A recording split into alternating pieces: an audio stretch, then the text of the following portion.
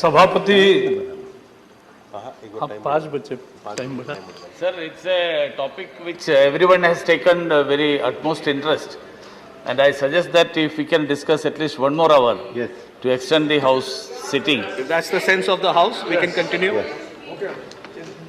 Professor साहब ने आके सभापति महोदय, आज राज्यसभा की ताकत क्या है ये देश देख रहा है। कितनी अच्छी चर्चा हुई। राकेश जी ने विषय लिया कि भारत की ज्ञान परंपरा आएंगे ज्ञान के लिए गए तो ये विषय लिया और सभी सदस्यों ने, मैंने देखा जवाहर सरकार को भी सुना, बाकी सबको सुना और अपनी अपनी मन की बात जो है वो बहुत यही ये होता है डिबेट। और ये डिबेट अच्छा था। मुझे एक याद आया क्योंकि मुझे भी शिक्षा विभाग संभालने का 3 साल मौका मिला।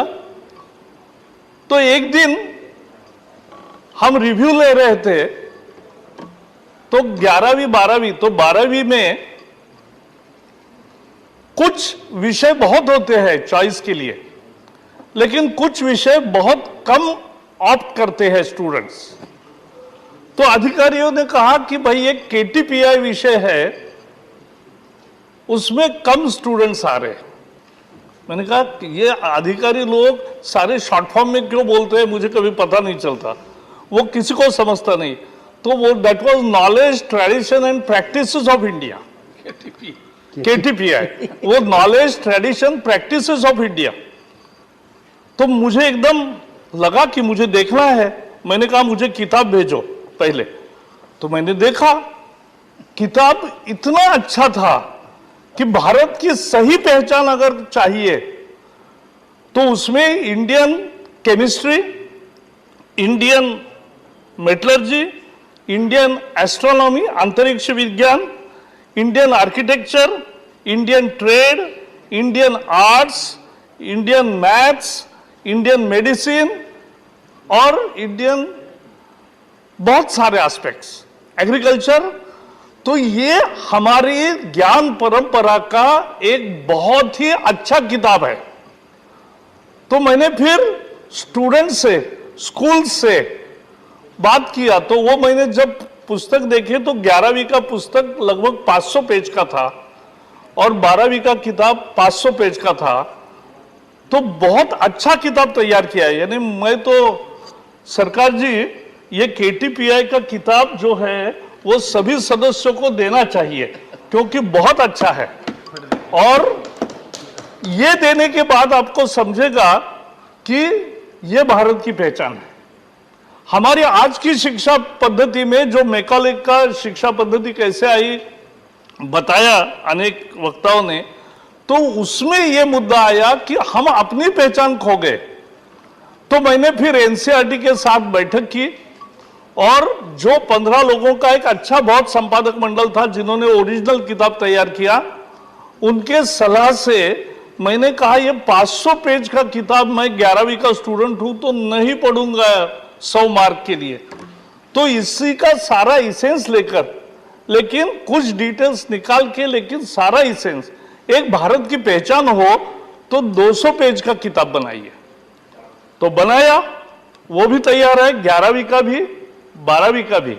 और अब मुझे पक्का विश्वास है, बीच में 2 साल कोरोना में गए, लेकिन इसका जितना हम प्रचार करेंगे, मुझे विश्वास है कि बहुत सारे स्कूल्स, विद्यार्थी, उनके अभिभावक, सभी ये भारतीय इंडियन फिलॉसफी सब है उसमें। आप भी देंगे ये, आप देखिए, it's a beautiful book I have seen. और वो खत्म ही होने वाला था, वही प्रस्ताव था, तो हमने उसको पुनरुज्जीवित किया। और मुझे विश्वास है कि आने वाले दिनों में इसका जैसा प्रचलन बढ़ेगा और लोगों को जानकारी होगी, तो एक भारत की मिनिमम पहचान तो होनी चाहिए हम जिस देश के हैं।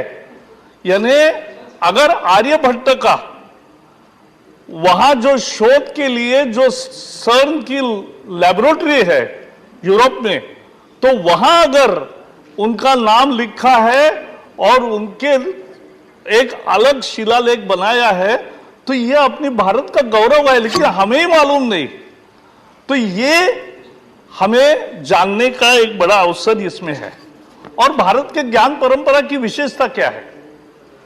भारत के संस्कृति का what is Indian civilization represents its diversity, its tolerance. और वही टॉलरेंस भारत ने लगातार दिखाया। इतने विदेशी लोग आए, अपने यहां रिलीजन्स है, कुछ धर्म परिवर्तन पे उनका यह है कि कुछ भी हो हमारे मजहब में सब आना चाहिए। ये इंडियन सिविलाइजेशन है जो कहती नहीं है कि हमारे मजहब में आओ, ये नहीं कहते, ये कहते हैं कि लिव एंड लेट लिव। ये टॉलरेंस का सबसे बड़ा भारत की विशेषता है।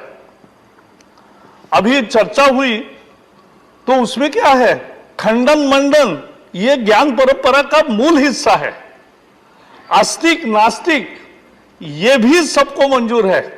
तो आप आस्तिक भी हो सकते हो, आप नास्तिक भी हो सकते हो। आपको पूजा करनी है तो करो, नहीं है तो नहीं करो। दिस इज इंडिया और ये ज्ञान होना चाहिए। और इस ज्ञान परंपरा का सबसे बड़ा विशेष है कि यहां साइंटिफिक टेम्परामेंट ही है। वो जानबूझ के ब्रिटिशों ने एक कॉन्स्पिरेसी के तहत इसको ध्वस्त करने का काम किया और आज उसको आपने उजागर किया। इन सब भाषणों में एक भाषण मात्र मुझे लगा कि वो भारतीय ज्ञान परंपरा विषय है, ये मालूम नहीं था शायद।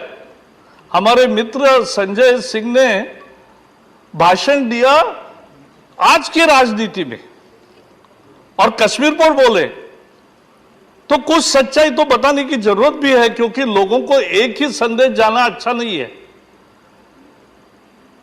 कश्मीर की वास्तविकता क्या है, क्यों कश्मीर फाइल देखने को देश में इतने लोग उमड़ पड़े हैं, यह समझना चाहिए।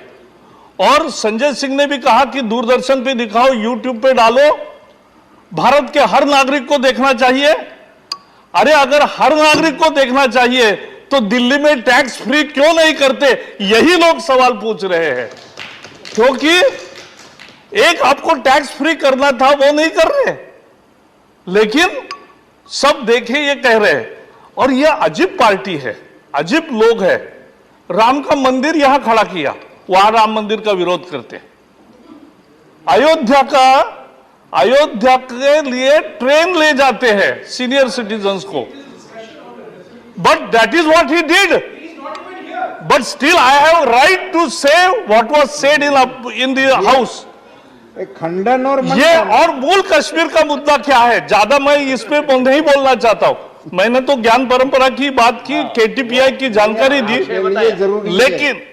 लेकिन कश्मीर में ये जो चल रहा है नैरेटिव कि 89 में वीपी सिंह का सरकार था, जगमोहन थे। अरे जगमोहन वहां इंदिरा जी ने नियुक्त किए हुए राज्यपाल थे। वही वो जगमोहन ये बाद में बीजेपी में आए। जरा जगमोहन जी का टर्बुलेंस किताब जो है कश्मीर का, वो पढ़िए, उसमें सब जानकारी है, सब विश्लेषण है, एनालिसिस है कि कश्मीर में क्या हुआ था उस समय। कैसे फारूक अब्दुल्ला जब मुख्यमंत्री थे कांग्रेस के सपोर्ट से, और यहां राजीव गांधी जी की सरकार थी, तब वहां हिंदुओं के खिलाफ, पंडितों के खिलाफ एक ऐसी विशेष कैंपेन लगभग साल भर चली। No, but this was discussed. So I am reacting to, I have every right. He referred and that is what I am saying, that is what I am saying. बहुत ज्यादा नहीं बोलने वाला हूं। ऐसा है, जयराम जी बहुत थोड़े में बहुत बड़ी बात कर सकते हैं, वही मैं करूंगा, आप चिंता मत करिए। तो वही कर रहा हूं। वो अब नहीं है, ये मेरा दोष नहीं है। मेरा नंबर अभी आया है, वो बोल के गए हैं, ऐसा कैसे चलेगा? Honorable member. लेकिन Let's हमें समझना चाहिए, टॉलरेंस, रमेश, टॉलरेंस। यासीन मलिक रमेश भाई, टॉलरेंस। जो इस पूरे षड्यंत्र का एक बड़ा हिस्सा थे और देश भर में उसके बारे में आज गुस्सा है। उसको सम्मानित किसने किया? उसको हर बार चर्चा में किसने बुलाया? ये भूल नहीं सकते। प्रधानमंत्री अगर यासीन मलिक को एंटरटेन करते हैं मनमोहन जी, तो कैसे चलेगा? This is not nonsense. What you did was nonsense. Honorable ये आप समझ लेना। members. What you did in Kashmir was members. nonsense. Honorable What I am members. speaking is not Honorable nonsense. members, let's good. बहुत अच्छा debate So, चल रहा है. very good Let's English. continue the debate मेरा on the rights bill. यही कहना है कि इसलिए ये विषय इतना अच्छा था, उसको डाइवर्ट करे। और कैसे नहीं, हम क्यों नहीं रिकॉर्ड स्ट्रेट रखेंगे? आजादी आजादी के नारे लगे, कश्मीर की आजादी होनी चाहिए। अफजल, तुम्हारे कातिल जिंदा है, एक अफजल मारोगे तो हर घर से अफजल निकलेगा। इन नारों का समर्थन किसने किया? संजय जी, आपके नेता ने भी समर्थन किया और आपके नेता ने भी किया। आपके नेता ने भी किया, वहां जाकर समर्थन किया।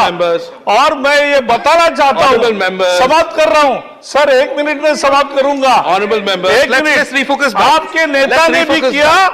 और जावड़ेकर जी, let's टुकड़े refocus टुकड़े गैंग के खिलाफ जो लोगों का गुस्सा है वही कश्मीर फाइल में आया है।